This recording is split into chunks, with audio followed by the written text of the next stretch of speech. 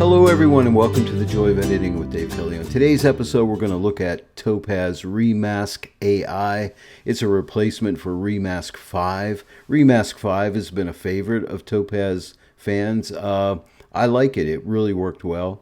We're going to take a look at the new Remask AI and see if it's much better. So let's just give it a look. This is more of a review today, and we'll just, not a really in-depth tutorial, but I just wanted you to see it firsthand here. So let's get started. All right, Topaz Remask AI, let's give it a look. Bear with me because this is brand new software, and I've tried it a couple times, and I have really mixed emotions about it. So let me show you what it looks like, and you'll see my frustrations along the way. And we'll see how it works. So we're going to come here, open an image, click that. I have an image picked out for us, this one of a beach right here. This is how the interface opens up. It's got this red overlay over the image. Red means cut. When you see green, it means keep. And when you see blue, it means compute. And that's called a try map, okay? So we're going to start out, we have to make a try map. It's really not hard. All we have to do is, and just watch me here. So what I'm going to do is come over to I want to get rid of the sky and keep the foreground and the trees. So I'm going to come over to the left. I'm going to click once, come to this side, shift click. That makes a straight line. I'm going to come over to this side, click once, and shift click here. And the other thing I'm going to do is make my brush a little smaller. I'm just using my bracket keys.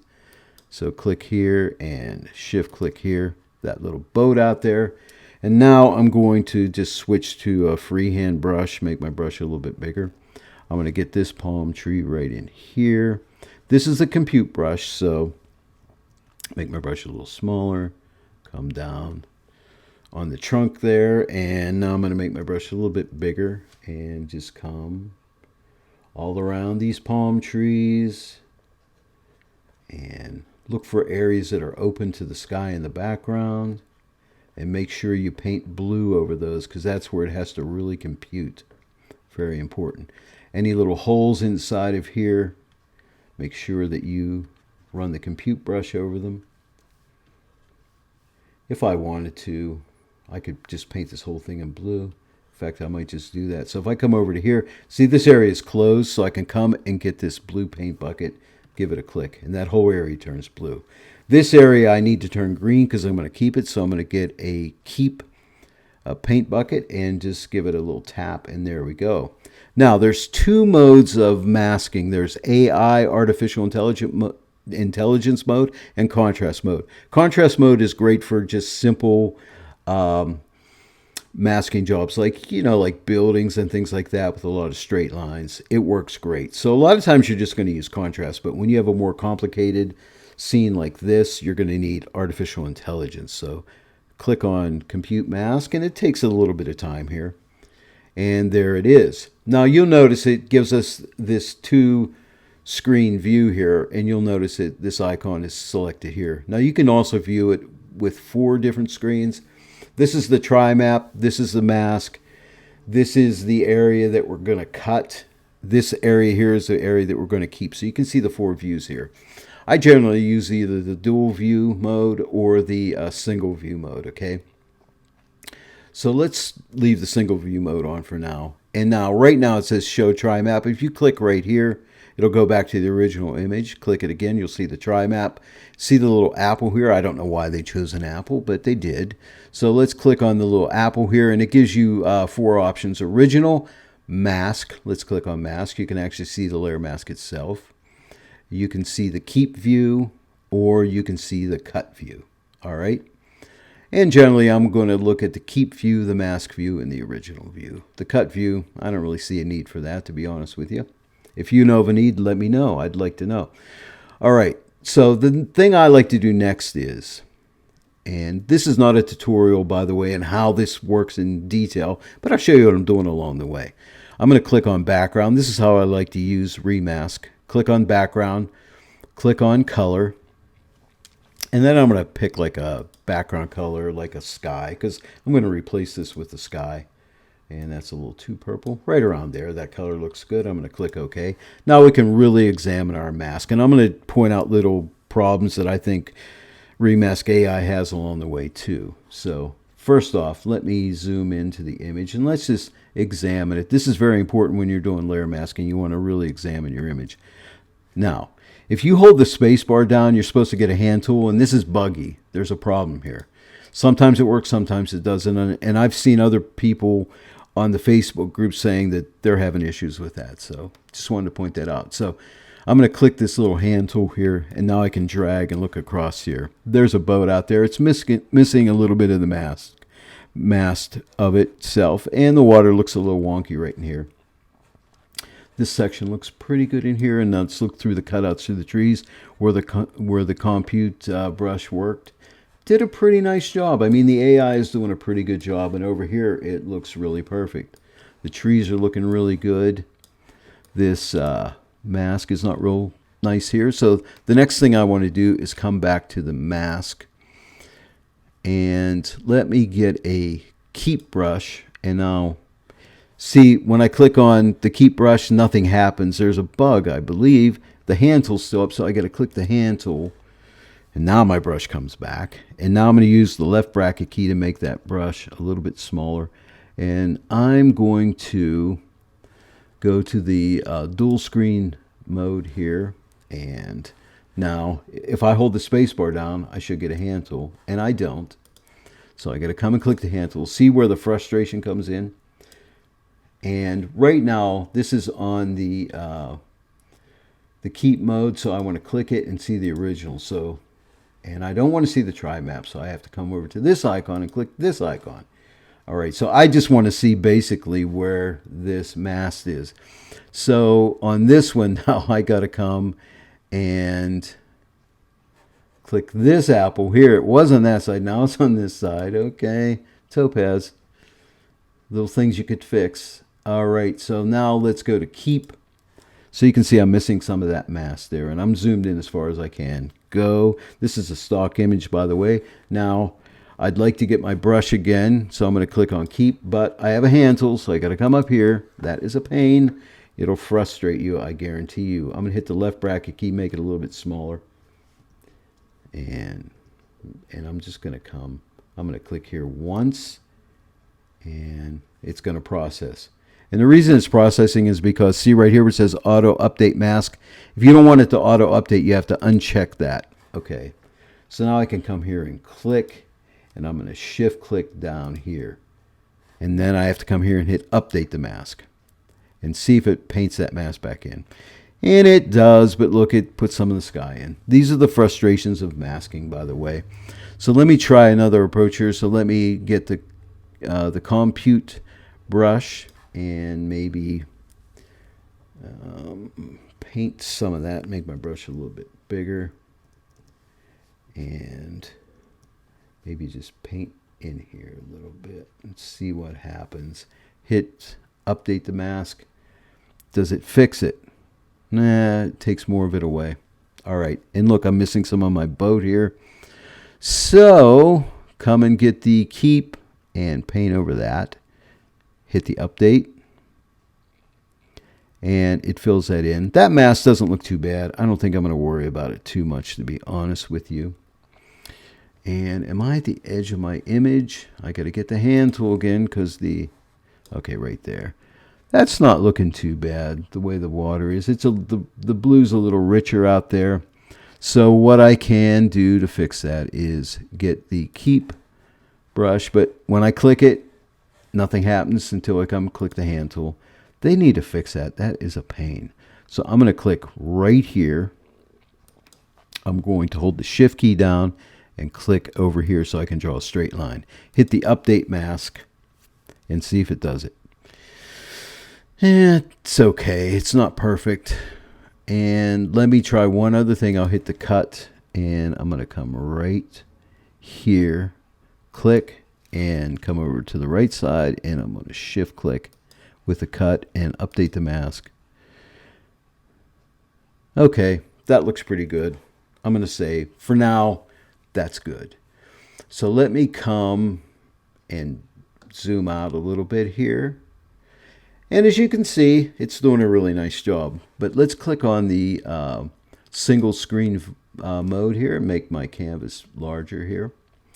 I'm going to go even larger because I want to look at the palm trees here because I need to show you what edge does. So let's click on edge. And what edge does, first let's click on the little apple here and let me show you a mask. This is the actual mask itself. And look, you can see right here, and sometimes this really helps. You can see that it's clearly missed some here and missed some here.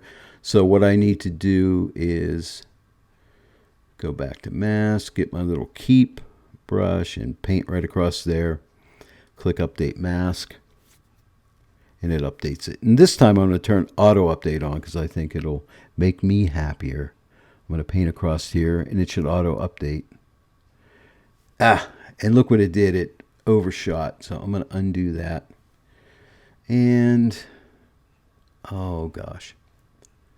Let me just paint there again a little bit. Do you see the frustration here? I'm going to hit undo. Don't hit reset, Dave. I'm going to leave. I think I'm just going to leave that for now because we might be able to get it back with the edge here, okay? So let's leave that for now. But anyway, the mask is nice so you can see what areas it's missed and you can go ahead and paint those in. The computation brushes are nice, but Topaz need to come up with a brush, which would be very simple to do, would be a brush that we could just paint with. In other words, like this line right across here, I could simply just paint over that line manually, and that problem would be fixed. I could remove or add whatever I wanted to do, but not use a computation, because sometimes a computation just acts really wonky. So Topaz, you need to give us a regular brush that we can just paint with. That would be much, much needed.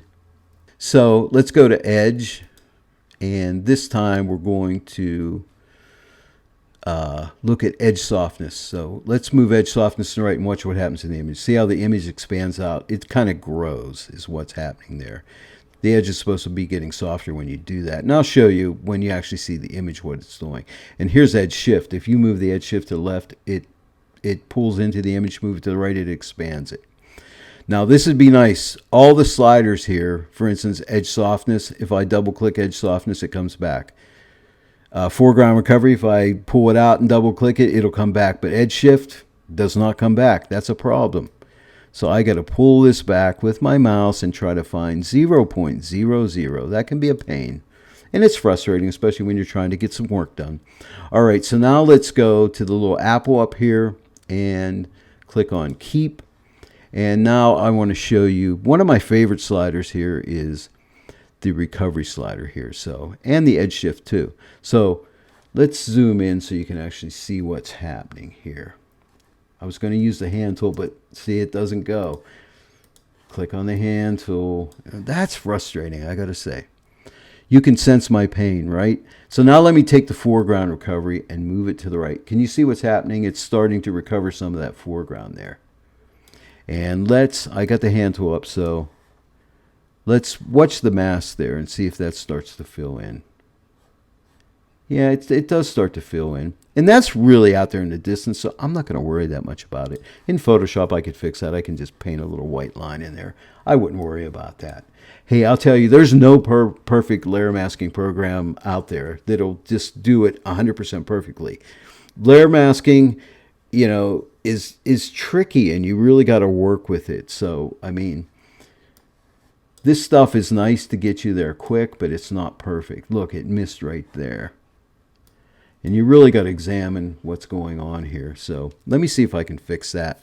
Let me go back to mask and get my green paint here. But you notice I got the stupid hand because I got to come up here and click the hand. And now I got the brush, make it a little bit smaller. I hope you can sense my pain. I have auto mask on. Oh yeah, and then it fixed it. All right. So that's that. But can you see how the edge works there? The foreground recovery. So watch when I pull it back. It just makes the mask a little, it just recovers the foreground there. So you can see it's widening it out a little bit. And just adjust it to where you think it looks like it's filling in everything nice. And I can see it missed some of the palm trees in here. Can you see that? Sometimes when you really start looking, you're like, oh my gosh, that's a problem. So let me paint down there, give it a second to update here. And look, it fixed that palm tree. So you just got to keep playing with this. Masking can take some time. Look, it missed this palm tree. So we'll get that one. All right. That's enough for that. I could spend all day just trying to fix little things, but that's going way too long. The other thing I wanted to show you is you can come here to background. Now, I like to start out with a colored background just to see how my mask is looking. And then if I'm going to add a background, like I want to add a sky, so I'm going to click on Image and Upload Image. And I got some sky images in one of my hard drives here. Give me a second here to find it. And it's right in here. Picture set. Okay, and it is under MacFun Sky Replacement. Got some free sky replacements for MacFun at one time. I'm just going to go on blue skies, and I'm going to find a sky that might fit this image. Maybe this one right here. Okay. Now, as you can see, it's not filling the image, but we do have transform. This is really nice. If you click on transform, and then you could move this up. And I think this is from a water image, so that's cool. So the horizon will work out pretty good. And see right here where it says maintain aspect ratio, click that. This way you can free form transform it. Okay, maybe something like, see, there was a little bit of that coming through from the sky, so I'm just going to pull that down a little bit. Maybe somewhere right around there. It gives you the point. Now, you can flip it vertically, which doesn't make sense in the sky. Flip it horizontally, but in other images it may make sense. You can flip it horizontally, so you might want the light part of the clouds on that side. But in this case, I think the shadows are going to the left, so I want the light side of the sky on the right here. All right, and then when you're happy with that, you can click on Transform, and that accepts it. And now, this is really nice. We have foreground, adjust foreground, and if you click the drop down, you can adjust the background. So the foreground, this is really nice. You can adjust the exposure of the foreground. Okay, the way you like it, the contrast, the highlights, and all this stuff. And the image looks pretty good, and I'm not going to waste time doing that. But that's really cool. And then you can adjust the background, which is the sky replacement. And so we can make it darker or lighter with the exposure. So maybe I'll just darken it up a little bit. Do I want more contrast in it? Probably not. Maybe I actually want a little less contrast. And of course we can play with the highlights. Get it to try. Basically what you want to do here is try to match the image. And you also have temperature, which will help you to match the image to get the right temperature in. Might take it a little cooler and maybe shift my tint to the greens a little bit because I have this aqua color in the water here. And that's basically it. Now let's take a look at the original image. Here's the original. Okay, that's the original. And here is the new sky replacement. Let's go back to the original, and you can see that water right there. Okay, that blue is in there. Somebody may have done a sky swap on this image, on the stock agency site. So I find that a lot. So anyway, it's not perfect, but it's looking right. It looks like it did a nice job. So let's go back to keep. So there's my sky replacement, and I think it did a really nice job. But as you can see, it's kind of frustrating. There's some little bugs in there. That hand tool thing has got to be fixed. They need to come up with a brush that you can brush things in and not do a computation, because like this point right here, as you can see, I can spend all day with that keep brush, and it's never going to fix that. But if I had a brush that I could just paint that in, I'd fix it really fast. So that could be fixed. So there it is. Let me know in the comments below what you think of Remask AI, and if you've played with it, let me know of how it's working for you and what you really think of it. I'd really like to hear your comments on that. Well, that's a wrap. We got through that one. That was a little rough, to be honest with you. There's some bugs in Remask AI. It's going to be really great once they get all these little bugs ironed out. That brush I mentioned would really be a great addition to it. Getting that hand tool fix would be awesome. Because right now it's very frustrating to use. Let me know in the comments section below what you think of it and what issues you're having, and we can dialogue about that. And hopefully Topaz will fix some of these things. Topaz, I love you, but it needs a little bit of work yet. Well, I hope you enjoyed this video today. If you did, please give it a like and share it with your friends. And also, if you're not yet subscribed to my channel, please do so and click the bell notification icon. This way you'll be informed of all the new training videos that I have coming out. I'm going to do more videos on the Remask AI. And hopefully they'll get some of these bugs ironed out. Well, I'll see each and every one of you right here next time on The Joy of Editing with Dave Kelly. So long for now.